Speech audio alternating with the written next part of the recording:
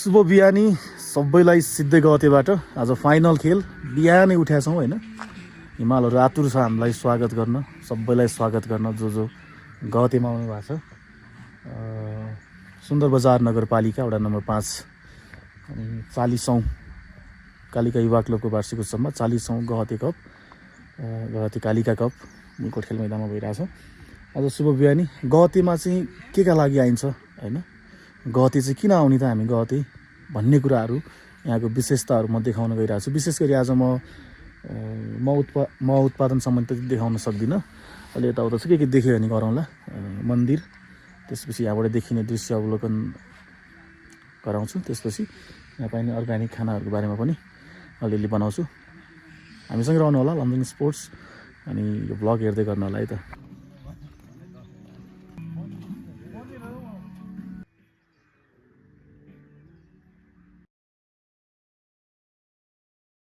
सबैलाई फेरि पनि नमस्ते। हामी अहिले गहते कालिका मन्दिरमा छौँ अनि हाम्रो रातोमाटा कालिका युवा क्लब, वहाँ पनि कालिका मन्दिर, यहाँ पनि कालिका मन्दिर, यो संयोग हो एउटा होइन।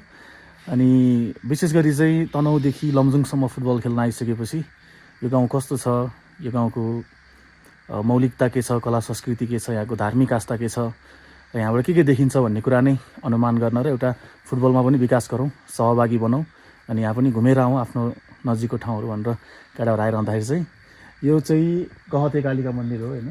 अनि यो मन्दिर चाहिँ परापूर्वकालदेखि नै विजयदशमीमा चाहिँ अष्टमीमा विशेष गरी कालिका मन्दिर जहाँ पनि पूजा हुने भइहाल्यो, यहाँ पनि बृहत पूजा हुन्छ।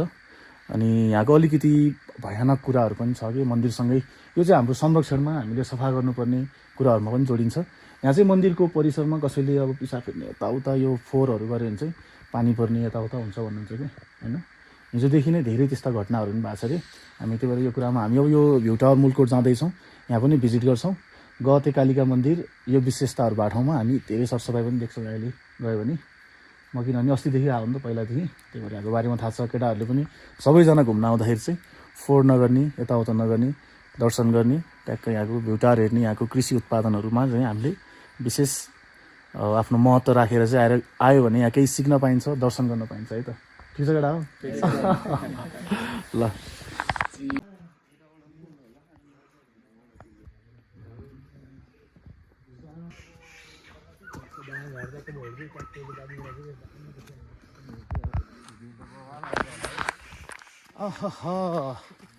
अब हामी मुलकोट भ्यू टावरतर्फ जाँदैछौँ। त्यहाँबाट हामी हिमालयन दृश्य हेर्छौँ। भर्खर मात्र कालिका मन्दिर र कालिका माईको दर्शन गऱ्यौँ।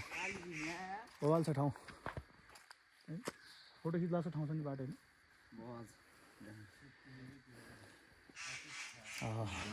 पहिला चाहिँ म एक्लै घुमेको थिएँ क्या, यहाँ तल बस्थेँ टोड्डीको घरमा। तिमीहरू त्यहीँ बस्यो पहिला? पहिला एकचोटि बसेको त्यो लिटल स्टारको आउने त्यहीँ बसेर बिहान बिहान आएर टक्क यताबाट यता देख्ने भयो, यता देख्ने भयो। यहाँ माथिबाट चाहिँ सब देख्छ कि। हामी मुलकोट भ्यू टावरतर्फ जान्छौँ। के देखिन्छ है त, तपाईँको सोचाइभन्दा धेरै सुन्दर छ ठाउँहरू है। हामीसँग रहनु होला।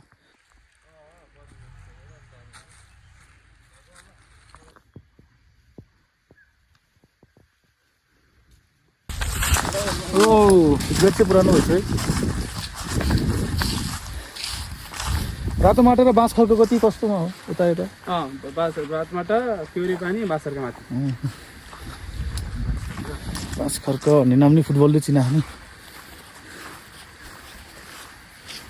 बाँसरकामा बिकी दाइले चाहिँ बाँसरकामा चाहिँ पैसा पनि वाइल फर्क गरिदिन्छ।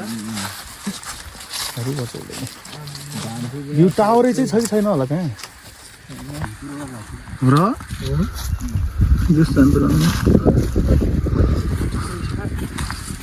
त्यो चाहिँ डेन्जर छ हौ। जाँदैछौँ हामी है। हिमाल यसरी देखिन्छ।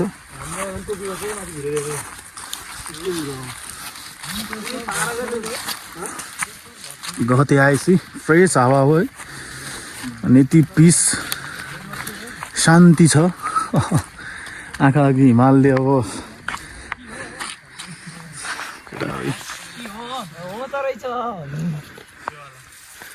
रमाइलो भइरहेछ है।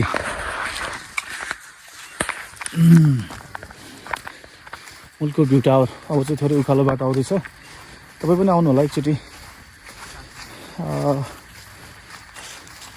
रमाइलो हुन्छ कति लाग्छ र तपाईँलाई बेसरबाट बाइकमा 1 घन्टा तपाईँको सुन्दर बजारबाट पनि लगभग 1 घन्टाकै दूरीमा हो बाटो राम्रै छ 1 घन्टा अलिकति मेहनत गरेर यहाँ आएर यत्रो मजाको दृश्य हेर्न पाइन्छ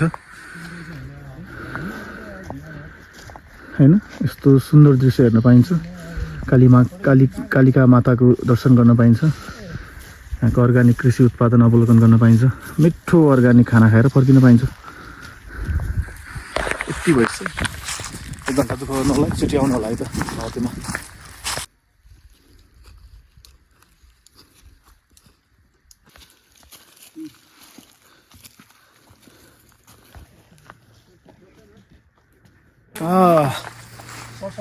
जसो तसो आइपुग्यौँ त्यति टाढा छैन हल्का उकालो है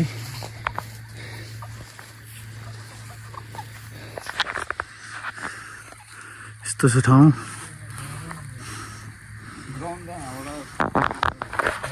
ग्राउन्ड देख्यो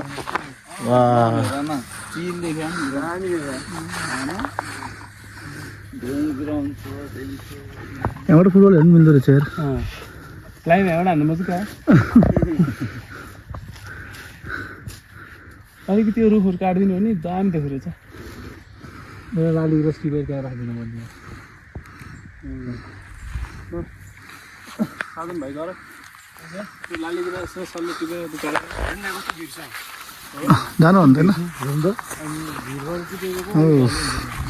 सेफ्टीको लागि यो रहेछ होइन टपमा छ है वरिपरि चारैतिर के छ अब भिडियो तिमीहरूलाई खिच्न लाग्यो आउन साजन के भएको तिमीहरूलाई खिचायो त नि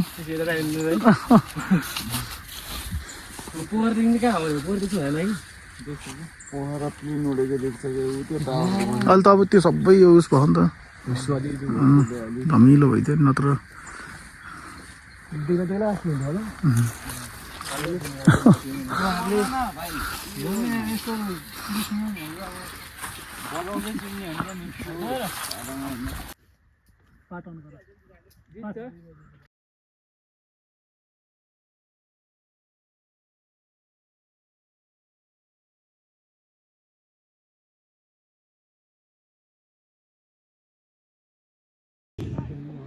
क्लबको 40औं वार्षिक समारोहका मूल समारोहका अध्यक्षज्यू यसै गरी क्लबका अध्यक्षज्यू आजको यस कार्यक्रमको लागि आफ्नो समयको व्यस्ततालाई थाती राखेर हाम्रो यस कार्यक्रमलाई अझ आकर्षक बनाउनको लागि सुन्दरवन नगरपालिकाका हाम्रो नगर प्रमुख कृष्ण कयालज्यू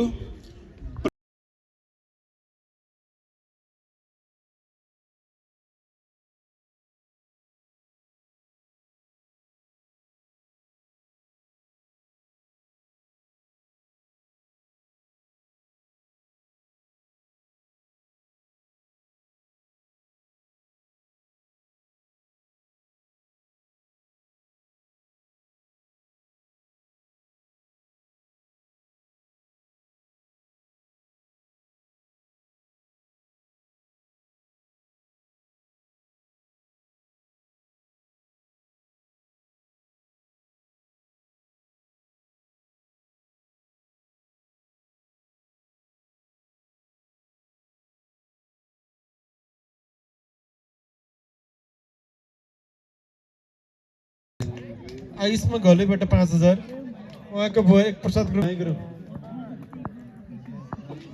ऐसे कर रहे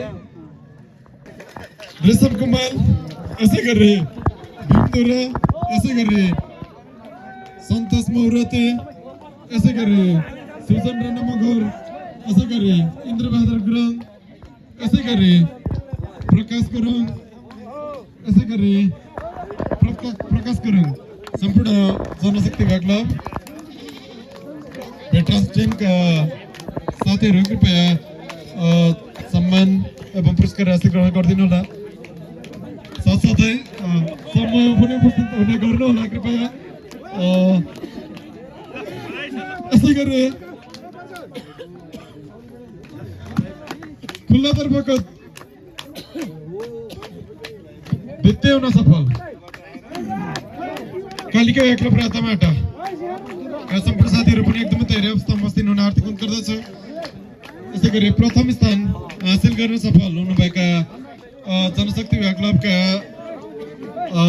खेलाडी साथीहरू पनि एकदमै तयारी अवस्थामा रहिदिनुमा हार्दिक अनुरोध गर्दछु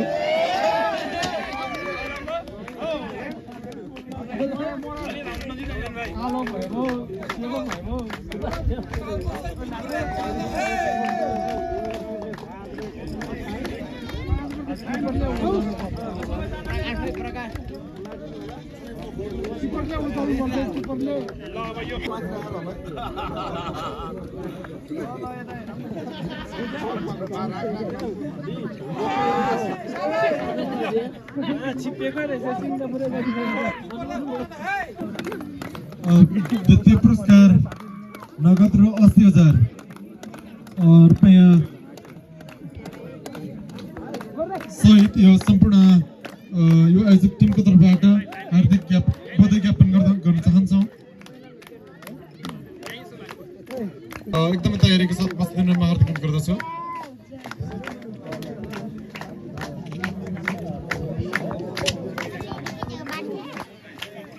कृष्ण गुरुङ यसै गरी विनय श्रेष्ठ यसै गरी सुजल गुरुङ यसै गरी विनोद गुरुङ यसै गरी अनुप जोशी सम्पूर्ण खेलाडी जनशक्ति विभाग क्लब